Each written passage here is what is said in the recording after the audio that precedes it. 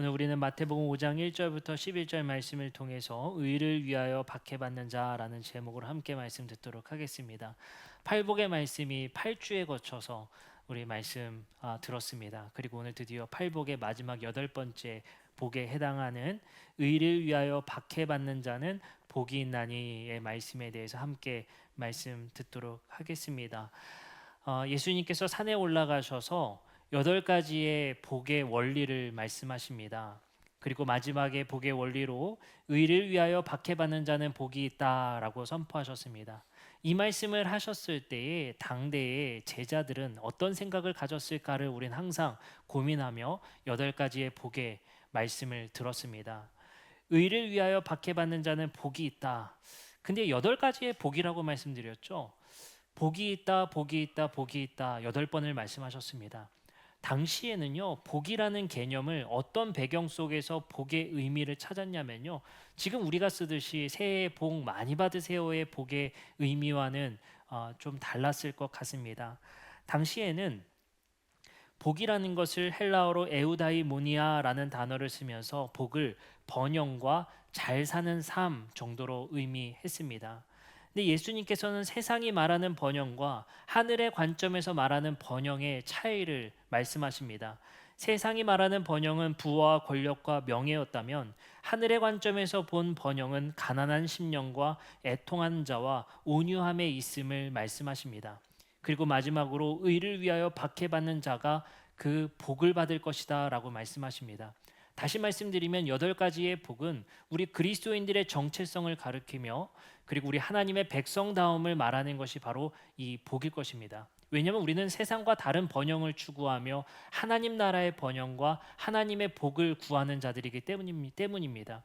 그리고 놀랍게도 8번째의 말씀은 의를 위하여 박해받는 자가 그 하나님의 정체성을 소유한 자들인데 그들에게 천국이 주어진다라고 말씀하십니다. 천국이 주어진다. 다시 말씀드리면 천국 백성의 소유자들은 바로 의를 위하여 박해받음이 필연적으로 나타난다라는 것입니다.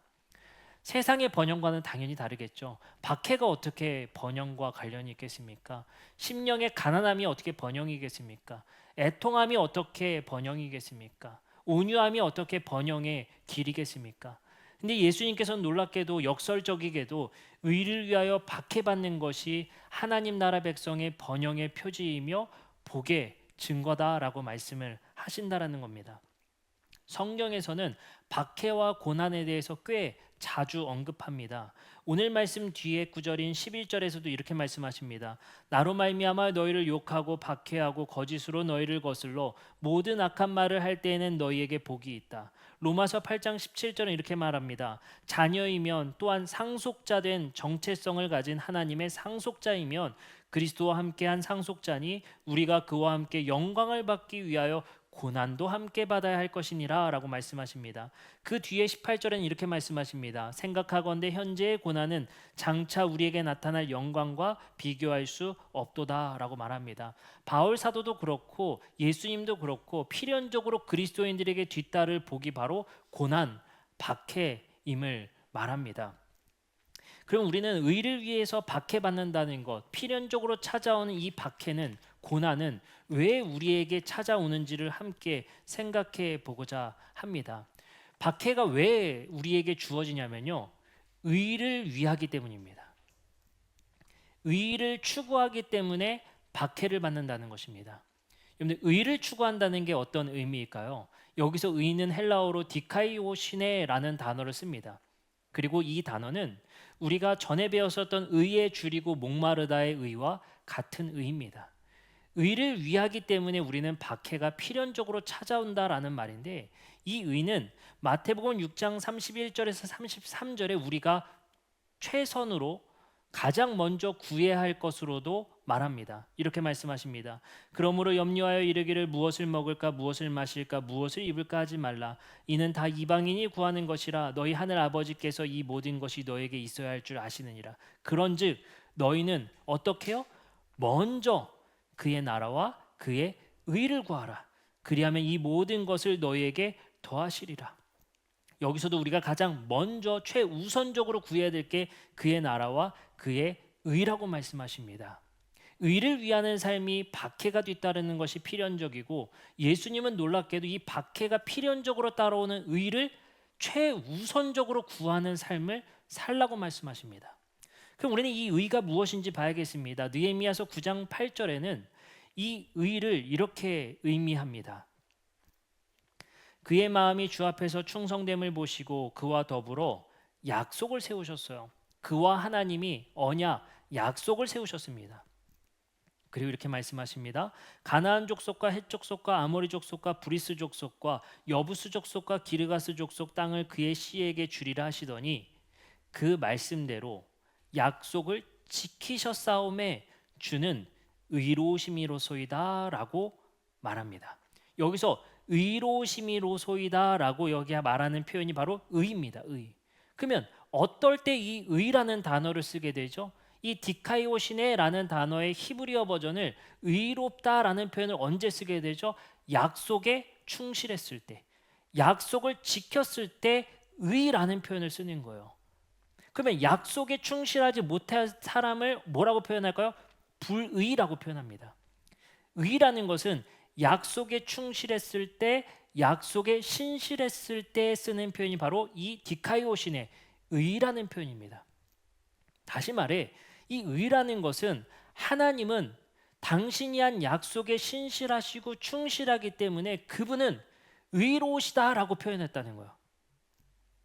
그래서 그분이 의롭다는 표현은 다시 말해 그분은 우리가 신뢰할 만한 분이다라는 표현이기도 해요.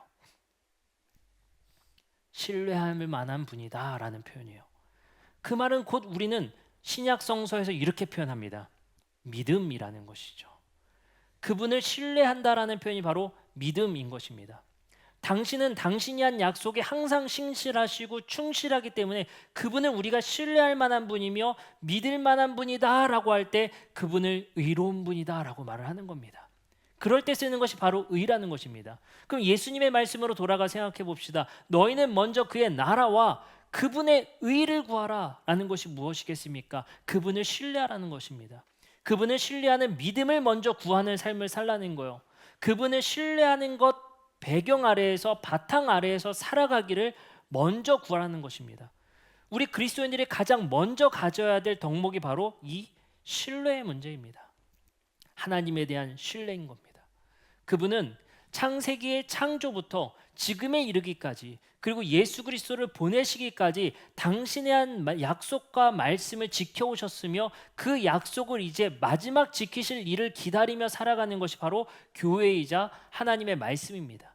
그렇기 때문에 우리는 이 말씀에 근거하여서 하나님은 우리가 믿을 만한 분이자 신뢰할 만한 분이자 당신의 약속에 충실한 분임을 깨달아지게 되는 것입니다. 그래서 우리는 그분의 의를 구하며 사는 거예요. 그게 다시 말하면 이런 표현일 것 같습니다. 우리의 불행 속에서도 그를 신뢰하고 우리의 기쁨 속에서도 그를 신뢰하며 우리에게 닥칠 고난과 박해 속에서 그것을 이해하지 못하더라도 그분을 신뢰하는 것을 먼저 구하라는 것입니다. 그것이 바로 그의 나라와 그의 의를 구하는 삶입니다. 그러면 우리는 그분을 신뢰함으로 말미암아 이 세상에서 박해가 찾아온다는 것이 예수님의 말씀입니다. 의를 위하며 그분을 신뢰하는 삶은 우리에게 박해가 필연적으로 찾아온다는 거예요. 우리는 이 신뢰 문제의 싸움 속에서 경계 속에서 살아가는 자들입니다. 왜냐하면 세속의 가치와 세속에서 우리에게 추구하는 교육적 가치와 하나님의 말씀에 대한 신뢰의 경계 속에서 우리는 필연적인 고민과 선택지의 기로 속에서 살아가는 것입니다. 우리는 늘 가치를 선택하기 위해서 고민하고 머뭇거릴 때가 있습니다. 우리에겐 두 가지의 가치가 주어지게 될 것입니다. 세상이 우리에게 종용하며 우리에게 가치를 추구하는 가치와 하나님의 말씀에 우리에게 이것이 인간의 본질임을 말씀하시는 가치가 충돌되며 우리는 필연적으로 선택의 자리에 서게 됩니다. 그때 우리는 무엇을 신뢰할 것인가? 라는 과제 속에서 박해가 찾아온다는 겁니다.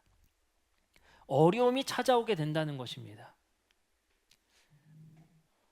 하박국 2장 4절의 하박국 선지자는 이 믿음과 신뢰의 표현을 이렇게 고백합니다. 보라, 그의 마음은 교만하며 그 속에 정직하지 못하나 끊어서 보겠습니다. 그의 마음은 교만하며 그 속에 정직하지 못한 사람이 있다는 거예요. 한 무리의 사람들을 말합니다. 근데 그 특징이 뭐예요? 교만하대요. 신뢰가 없는 사람들입니다. 하나님의 말씀을 신뢰하기보다는 자기가 축적해온 가치와 경험 속에서 판단하는 자들, 그들은 자기를 속이고 있다는 거예요. 그러나 이제 뒤에 부분 봅니다. 그와 다른 의인이라 불리는 사람들은 어때요? 그의 믿음으로 말미암아 산다는 거예요. 이게 뭐겠습니까? 신뢰함으로 말미암아 사는 자들이라는 거예요. 하나님의 충실됨을 보고 하나님을 신실함을 보고 그 믿음으로 신뢰함으로 말미암아 사는 자들과 그리고 교만함으로 사는 자들과 두 그룹을 나누고 있다는 거예요. 여기서 살게 되는 사람들이 뭡니까? 그의 믿음으로 말미암아 사는 자들, 신뢰를 기반으로 사는 자들이 사라지게 될 거라는 거예요. 이것이 바로 하박국 선지자의 고백이었습니다. 우리는 이 신뢰의 문제의 경계 속에서 세상의 가치 추구와 하늘나라의 가치 추구와의 경계 속에서 고민하게 됩니다. 어쩌면 팔복이 주어지는 그 과제들 모두가 그 경계 속에서 선택의 판단에 중요한 기준점을 제시하는 것 같습니다. 심령의 가난함, 애통함, 온유함, 의에 줄이고 목마름, 긍휼히 여기는 마음, 마음이 청결한 것, 평화를 구하는 것, 이것은 역설적이게도 세상의 추구의 방식과는 다른 방식이었습니다. 어떻게 가난을 추구합니까? 어떻게 애통함을 추구하겠습니까? 어떻게 온유함을 추구하겠습니까? 의의 목마름을 추구하고 긍휼하게 여긴 마음을 추구하고 마음의 청결함을 추구하고 평화를 추구하는 삶을 살겠습니까? 이것이 바로 이 가치 판단의 중요한 경계이자 선택지의 말씀을 우리에게 주고 계시다는 겁니다.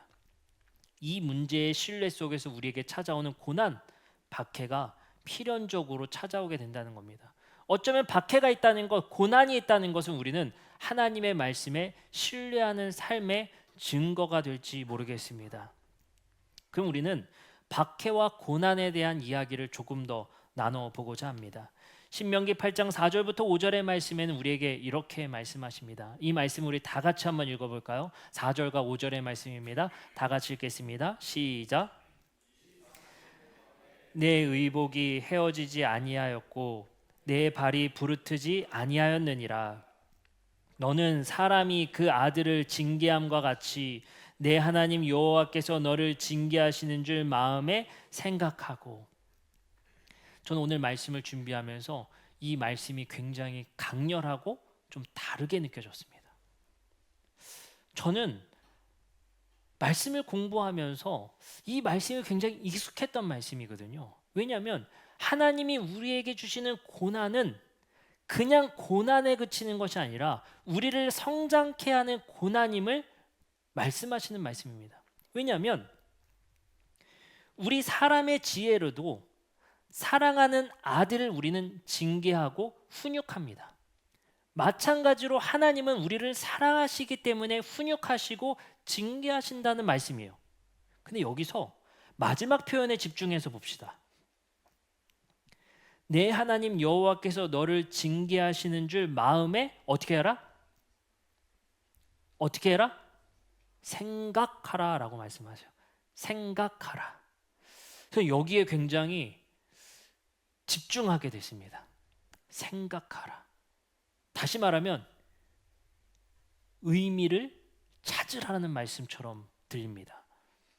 다시 말해 우리가 살아가면서 겪는 불행, 고난, 박해는 하나님이 주시는 징계라는 것으로 우리가 생각하고 의미를 찾아가라는 말씀인 것이거든요.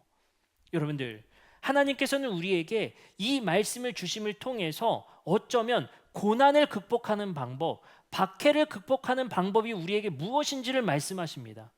우리에게 이유 없이 찾아오는 불행과 고난 속에서 어쩌면 그것을 우리는 의미를 찾지 못하고 왜 나에게 운이 없이 이렇게 고난만 찾아오는가?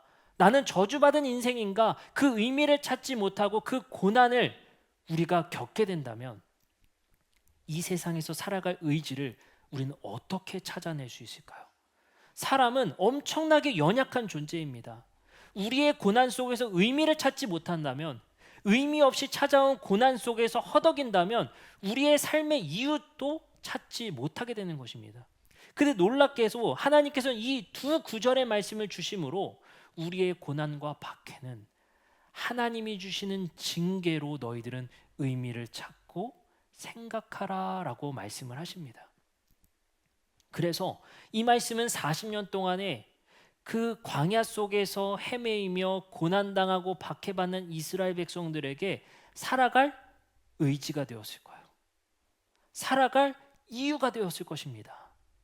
만약에 이 이유조차 찾지 못했다면 땡볕의 40년 동안의 광야 속에서 어떻게 생존할 수 있습니까? 어떻게 살 수 있겠습니까? 네, 하나님은 말씀하시는 거예요. 너에게 주어지는 이 고난들이 내가 너희를 사랑해서 주는 징계라고 너희들은 생각하라 라고 말씀하신 겁니다. 이 생각을 붙들고 사는 거예요. 이 생각이 나에게 희망이 되는 겁니다. 그것이 나에게 유일한 희망이 되어지기 때문에 불행 속에서도 그 희망이 되는 것은 그 불행이 하나님이 사랑해서 아껴서 주는 징계라고 말씀하셨기 때문에 이것이 나에게 우연히 찾아온 고난이 아니라 이 고난을 통해 하나님이 나에게 좋은 거 주시려고 주신 고난임을 내가 깨닫게 되는 것입니다. 하나님께서는 이스라엘 백성들을 출애굽시킬 때 모세는 이렇게 고백합니다. 출애굽기 14장 13절부터 14절의 말씀입니다. 모세가 백성들에게 이렇게 말합니다. 모세가 백성에 이르되 너희는 두려워하지 말고 가만히 서서 여호와께서 오늘 너희를 위하여 행하시는 구원을 보라. 너희가 오늘 본 애굽 사람을 영원히 다시 보지 아니하리라. 여호와께서 너희를 위하여 싸우시니 너희는 가만히 있을지니라. 여러분들, 모세의 고백이거든요. 출애굽할 때 모세가 뭐라고 고백하냐면요, 여호와께서 싸우시는 걸 볼 것이다. 너희는 뭐하라? 가만히 있어라. 이렇게 말씀하세요. 구원은요, 하나님의 주도로 구원시키게 됩니다. 하나님의 주권으로 구원시키게 됩니다. 이때는요, 우리의 고난과 박해의 문제가 아닙니다. 우리는 가만히 있으면 된다는 거예요. 근데 애굽에서 출애굽하고 나니 그때부터는 너희는 가만히 있는 것이 아니라 이제 우리의 선택과 신뢰의 책임의 문제가 주어지기 시작합니다. 이제부터는 백성된 자들의 선택과 책임의 문제가 시작되는 스토리로 바뀌게 됩니다. 가만히 있는 게 아니에요. 이제 우리에겐 선택의 문제와 책임의 문제가 주어지게 되는 것입니다. 민수기 13장 31절부터 32절의 말씀에 보면 12정탐꾼이 가나안에 들어가지 못하는 이야기의 마지막 구절입니다. 이렇게 말합니다. 그러나 그와 함께 올라갔다 온 사람은 말하였다. 우리는 도저히 그 백성에게로 쳐 올라가지 못합니다. 그 백성은 우리보다 더 강합니다. 그러면서 그 탐지한 땅에 대하여 나쁜 소문을 퍼뜨렸다. 그들은 이스라엘 자손에게 그 땅에 대해 이렇게 말했다. 우리가 탐지하려고 두루 다녀본 그 땅은 그곳에 사는 사람들을 삼키는 땅이다. 또한 우리가 그 땅에서 본 백성은 키가 장대한 같은 사람들이다. 여러분들, 주권으로 가나안 땅에 밀어넣지 않으세요. 아니, 구름 기둥과 불 기둥으로 뒤에서 압박하면 들어가는 거 아닙니까? 그냥 들어가는 건 선택과 책임의 문제였습니다. 구원은 하나님의 주권으로 주어졌지만 주어진 그 삶은 이제 인간의 책임과 신뢰의 선택의 문제가 주어졌다는 거예요. 너희들이 하나님을 신뢰함으로 그곳에 들어갈지 말지는 선택의 문제가 그들에게 주어졌다는 것입니다. 또 말씀을 볼까요? 민수기 14장 1절부터 3절의 말씀입니다. 그 다음 장의 말씀입니다. 온 회중이 소리 높여 부르짖으며 백성이 밤새 통곡하였더라. 이스라엘 자손이 다 모세와 아론을 원망하며 온 회중이 그들에게 이르되 우리가 애굽 땅에서 죽었거니와 이 광야에서 죽었으면 좋았을 것을 어찌하여 여호와가 우리를 그 땅으로 인도하여 칼에 쓰러지게 하려 하는가? 우리 처자가 다 사로잡히니 애굽으로 돌아가는 것이 낫지 아니하랴. 이제 판단은요, 선택은요, 그 책임의 문제는요, 결과의 몫은 오롯이 이스라엘 백성들에게 남겨진 문제인 겁니다. 여기서부터는 자유가 주어졌어요. 근데 이스라엘 백성들의 마지막의 고백은 이겁니다. 나 이 자유를 버리고 차라리 애굽으로 돌아갈래. 나 책임을 회피하고 싶어. 나 이제 그런 결과를, 그 무거운 짐으로부터 나를 빼내줘. 오히려 노예로 사는 게 나아. 내가 선택하고 판단하고 내가 책임을 지는 부담을 다 버리고 싶어. 나 그냥 노예로 시키는 대로 하며 살래. 그게 이스라엘 백성들의 고백이었습니다. 근데 하나님은 그들에게 자유라는 복을 주셨던 겁니다. 그게 무엇입니까? 이제는 선택하고 책임을 지는 것이 자유입니다. 그것이 하나님이 백성에 지어야 할 이제 선택의 기로의 문제라는 것입니다. 그래서 이스라엘 백성들은 이제 그 선택에 따른, 다시 말해 신뢰하는 문제의 선택, 그것이 이스라엘 백성들에게 주어진 중요한 과제였습니다. 이 사실들을 보니 지금 우리의 삶과 매우 닮아 있는 것 같습니다. 어떤 삶이 닮아 있냐면요, 우리도 이스라엘 백성처럼 늘 선택의 기로에 서 있는 삶을 삽니다. 아이들 키워보니까요, 어린이집 보낼지 유치원 보낼지 그 선택이 얼마나 부담이 되는지, 아이들에게 어떻게 가르칠지의 선택이 얼마나 기로에 서게 되는지, 우리의 삶 속에는 늘 하루하루마다 선택과 판단이라는 몫이 우리에게 주어지게 됩니다. 그리고 우리는 이 선택 속에서 세상의 사람들과는 다르게 하나님께서 우리에게 주신 가치의 신뢰의 문제가 또 주어지게 됩니다. 우리는 이 판단 속에서 어떤 가치를 추구하고 판단할 것인가 고민하게 됩니다.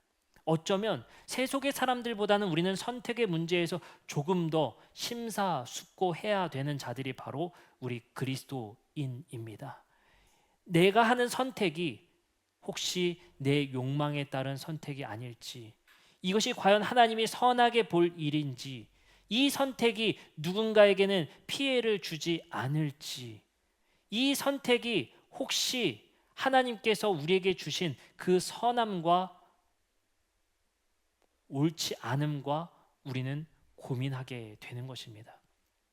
그래서 우리는 이 선택의 문제에서 늘 고민하게 되고 씨름하게 되고 심사숙고하게 됩니다. 그리고 이 판단 속에서 우리는 고난이 생길 것이며 박해의 문제가 필연적으로 찾아오게 될 것입니다.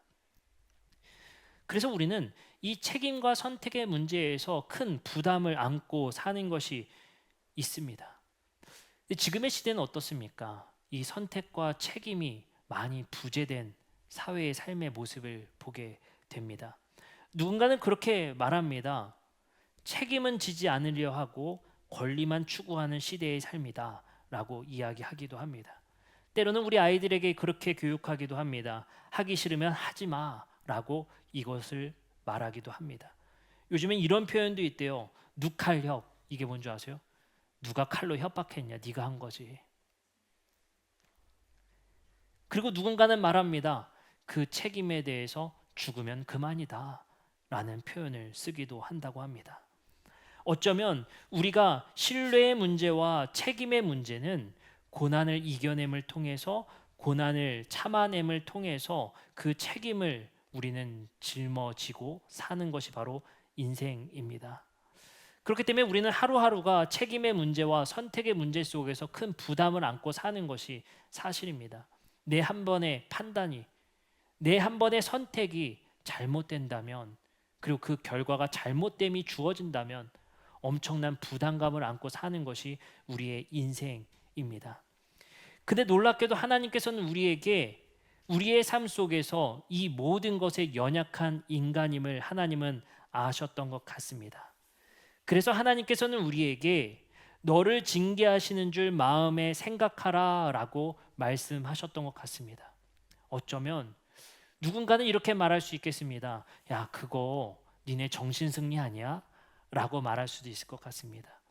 그거 하나님의 뜻이라 우리는 참습니다 라고 말할 때 누군가는 야, 그거 니네 진짜 정신승리하는 거야, 그런다고 뭐가 바뀌냐? 라고 말할지 모르겠습니다. 하지만 하나님께서는 우리에게 살아갈 이유를 주십니다. 하나님의 뜻이다라는 것입니다. 어느 때는 하나님의 뜻이다라는 표현이 매우 공허하게 느껴질 때도 있습니다. 하지만 하나님의 뜻이라는 표현을 놓쳐버린다면 우리에게 주어지는 수없는 고난과 그리고 그 무게를 견디기가 어려울지도 모르겠습니다. 우리는 우리에게 주어지는 일들에 대해서 신의 뜻이라는 생각을 갖는 것이 어쩌면 믿음의 문제가 아니라 받아들임의 문제인 것 같습니다.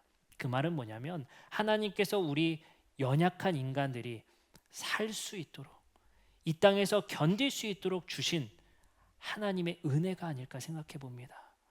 어쩌면 이 표현이 없었다면, 어쩌면 하나님께서 주어지시는 고난이라는 생각조차 못 가졌다면 우리에게 살아갈 힘과 희망이 있었을지 고민해 보게 됩니다.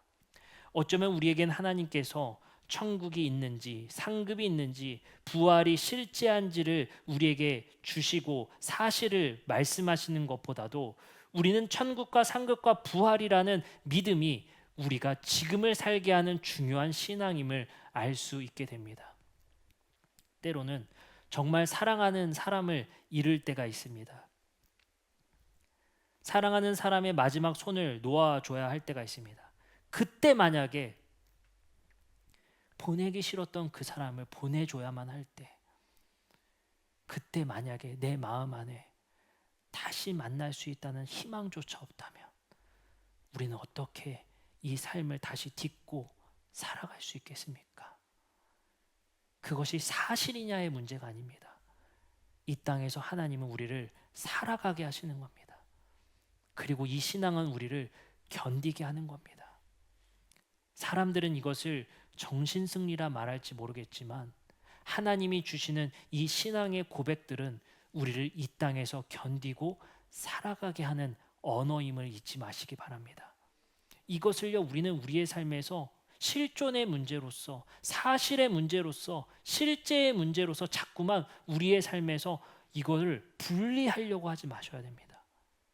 이것은 하나님이 우리 인류가 살아갈 수 있는 말이자 은혜이자 신앙인 것입니다. 여러분들, 자기 자녀를 잃어본 슬픔을 누구나 경험하진 않을 겁니다. 그러나 그것을 경험한 이들의 고백을 들어보면 정말 죽음에 가까운 아픔과 슬픔을 견디는 모습들을 볼 수가 있습니다. 우리는 그러한 이들의 신앙의 고백 속에서 다시 만날 일을, 그리고 다시 만날 수 있다는 희망을 갖지 못한다면 그 사람이 어떻게 이 삶을 견디고 딛고 살아갈 수 있겠습니까? 저는 그래서 이 모든 표현들이 하나님께서 주신 은혜이자 너무 감사한 거예요. 이 신앙조차 우리에게 하나님께서 그 신이 우리에게 주시지 않았더라면, 모든 선택이 내 책임이었다면, 모든 삶의 그 과정들이 나의 짐이었다면 우리는 그 부담에서 어떻게 살아갈 수 있을까요? 하나님은 놀랍게도 내가 준 징계이며 하나님이 주신 사랑의 표현이라고 생각해라 라고 우리에게 말씀을 주십니다. 이 신앙의 고백은 지금 나를 살아가고 견디게 하는 힘이 되는 것입니다. 빌립보서 4장 6절부터 7절의 말씀을 우리 같이 한번 읽어보겠습니다. 다 같이 읽겠습니다. 시작.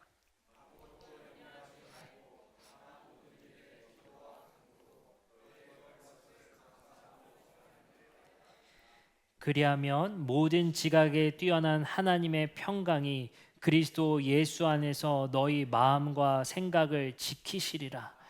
여기서 하나님이 뭘 지켜주신대요? 마음과 뭘 지켜주신대요? 생각을 지켜주신대요. 여러분들, 우리의 마음 지킴이 얼마나 중요한지 아십니까? 마음이 무너지면요, 육체가 같이 무너지는 걸 우리는 경험하게 됩니다. 근데 하나님께서 빌립보서 말씀을 통해 뭐라고 말씀하시냐면요, 우리가 생각하는 것을 뛰어넘는 하나님의 평화가 우리의 마음과 생각을 지켜주실 거래요. 여러분들, 저는 빌립보 이 기자가 정확하게 파악했다고 생각해요. 하나님의 이 말씀들은요, 모든 말씀들과 이 신앙의 고백들은요, 우리의 마음과 생각을 지켜주시는 거예요. 나밖에 없다라고 생각드는 그 외로움 속에서 하나님이 함께하겠다는 그 고백은요, 그 신앙은요, 공허한 게 아니라 내가 살아갈 수 있는 희망입니다. 내가 그 고독과 외로움을 이겨낼 수 있는 유일한 희망의 신앙의 고백이에요. 어떻게 살 수 있습니까?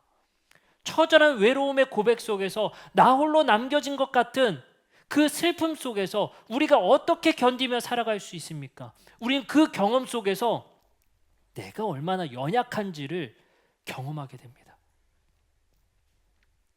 그때 우리에게 너무나도 감사하게 주신 신앙의 고백이 있는 거예요. 내가 너와 함께 하겠다. 주님의 뜻이었습니다. 주님이 나를 사랑하셔서 가장 좋은 것 주신 것이었습니다. 이 신앙의 고백을 하나님이 우리에게 주시지 않았다면, 신뢰하며 살아가는 이 경계 속에서, 하나님을 신뢰하는 이 경계의 삶의 선택의 수많은 선택의 답지에서 어떻게 살아갈 수 있겠습니까? 저는 그래서 이 빌립보 기자가 말했었던 예수 안에서 너희 마음과 생각을 지켜주신다 라는 것, 우리에게 주신 이 하나님의 말씀과 하나님께서 우리에게 주신 이 역사 속에서 우리에게 주신 이 빛은 나를 살아가게 하는 이유가 되게 할 겁니다. 왜? 우리 권사님들이 살아가게 될 이유입니다. 아직도 꿈을 가지셔야 될 이유가 되는 겁니다. 왜요? 하나님은 자녀들은 예언하고 노인들은 꿈을 꾸게 될 거라는 거예요. 하나님이 주신 신앙의 고백인 겁니다. 다 늙어가지고 무슨 그런 생각을 해요. 아이고, 주체가 아니요. 하나님이 주신 꿈은, 우리의 신앙의 고백은 노년의 삶을 살아가게 하는 희망이 되어지는 것이고, 외로움과 고독 속에서, 어둠 속에서 빠져나오게 하는 힘이 되어지는 것이고, 고난과 박해 속에서 살아갈 힘이 되는 것이 주님의 뜻이었습니다 라는 고백입니다. 우린 신앙의 고백들이 우리에게 주신 하나님의 축복임을 기억하며 살아가는 우리 그리스도인들이 되었으면 좋겠습니다. 이제 우리 함께 찬양하고 기도하는 시간 갖도록 하겠습니다.